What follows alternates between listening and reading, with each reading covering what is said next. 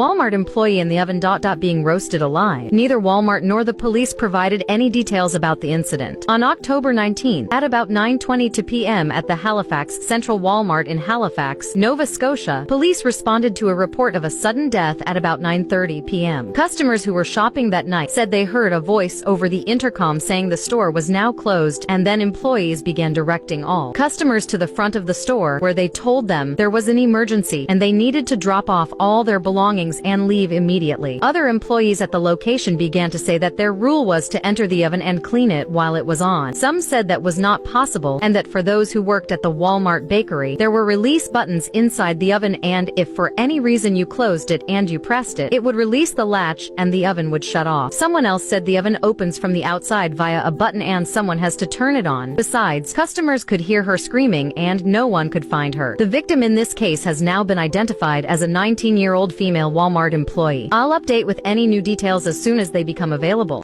There are so many layers to peel back to this story, but first things first, condolences to the family and rest in peace to this young lady. This story is a story unheard of.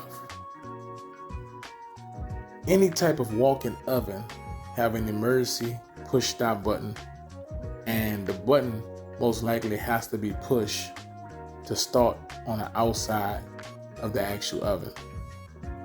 Someone most likely pushed that button with this young lady in that oven. I'm gonna take this moment and use it as a teaching lesson for anybody who work with these type of situations and conditions.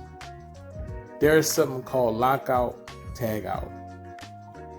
Lockout, tagout is when you go to the breaker that serves power to the source where you're gonna be working, and you put a lock on it and tag it out, and you turn it off. And you take the key, hold on to the key. That way no one can literally turn that breaker on, or no one can turn on the power to where you're working. This is a situation right here. Unfortunately, the lack of knowledge, or training rather, to prevent this situation from happening.